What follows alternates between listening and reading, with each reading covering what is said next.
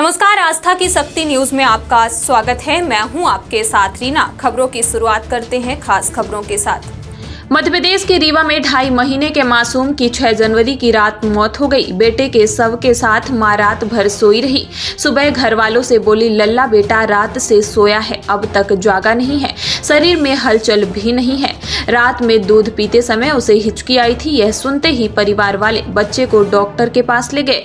Doctor ने बच्चे को मृत घोषित कर दिया। यह सुनते ही मां बुरी तरह रोने लगी। हमदर्दी जताते हुए परिवार वालों ने उसे समझाया। गांव के पास शव दफना दिया गया, लेकिन मनगवा क्षेत्र की यह घटना सामान्य नहीं थी। करीब 2.5 महीने बाद बच्चे के पिता प्रकाश गुप्ता ने पत्नी प्रिया गुप्ता पर हत्या का आरोप लगाया है। पति उत्तराखंड में नौकरी करता है। पत्नी ने बातों बातों में उसे बताया कि बच्चे को उसने ही मार डाला था। प्रकाश ने पुलिस में इसकी शिकायत की है। इसके बाद 28 मार्च को मनगवा पुलिस बच्चे की कब्र पर पहुंची। पुलिस और प्रशासनिक अधिकारियों की मौजूदगी में उसे खोदा गया। शव को पोस्टमार्टम के लिए रीवा मेडिकल कॉलेज भेजा गया। एफएसएल की टीम ने भी सैंपल लिए। सैंपल को फॉरेंसिक जांच के लिए लैब भेजा जा रहा है। मेरा नाम प्रकाश गुप्ता है।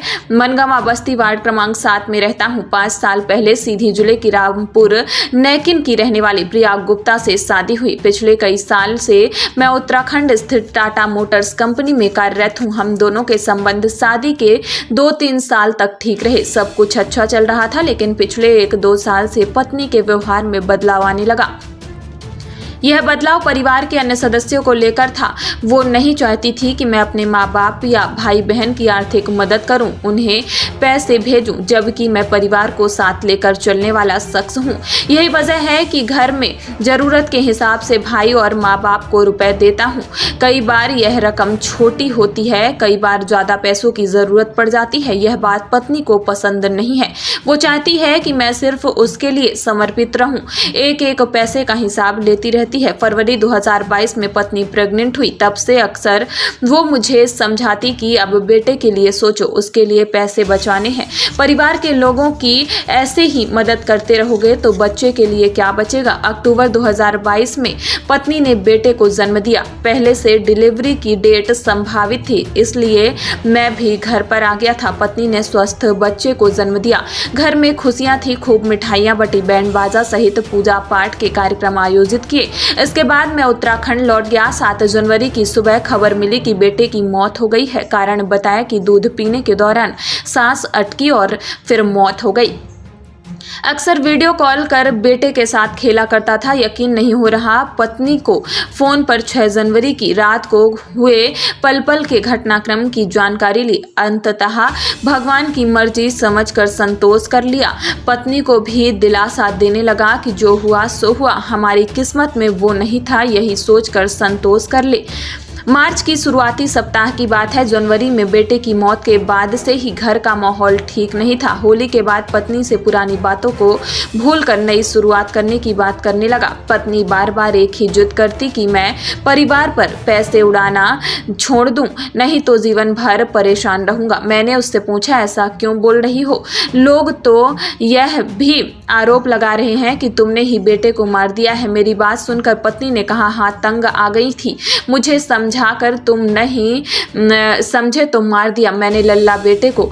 पत्नी की यह बात सुनते ही मेरे होश उड़ गए। वजह पूछी तो कहा कि तुम अपने परिवार की मदद करना नहीं छोड़ रहे थे। सभी मुझे ताने देते थे कि पति तुम्हारी बात नहीं सुनता है। ताने सुन सुनकर परेशान हो गई थी। क्या करती, मार दिया उसे।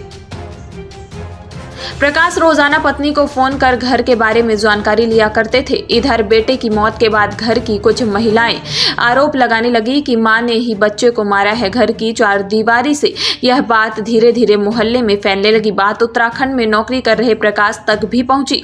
पहले तो उसे भरोसा नहीं हुआ कि कोई मां अपने बच्चे को कैसे मौत के घाट उतार सकती है। उसने सोचा, अपनी पत्नी से ही पूछ लेते हैं आखिर क्या मामला है। यही सोचकर वो रोज रात में पत्नी को फोन करता, इधर उधर भर की बातों के बीच बच्चे का जिक्र किया करता ताकि पत्नी के मन में को टटोला जा सके। बच्चे की हत्या की बात कहने के बाद भी प्रकाश ने कई बार पत्नी को फोन किया ताकि यह समझ सके कि कहीं पत्नी ने गुस्से में आकर ऐसी बात तो नहीं कहती, लेकिन हर बार उसका एक ही जवाब मिलता कि हाँ मैंने ही मारा है उसे, मैं गुनहगार हूँ, जो करना है करो। कई दौर की बातचीत के बाद प्रकाश को यकीन हो गया कि उसकी पत्नी ने ही बेटे को मार डाला है। इसके बाद उसने परिवार और ससुराल वालों को भी यह बात बताई। 27 मार्च को प्रकाश मनगवा थाने में शिकायत लेकर पहुंचा। पुलिस ने उसे ऑडियो क्लिप सौंपकर जांच की मांग की है। अब तक की खबरों में बस इतना ही। ताजा तरीन खबरों के लिए देखते रहिए आस्था की शक्ति न्यूज। नमस्कार।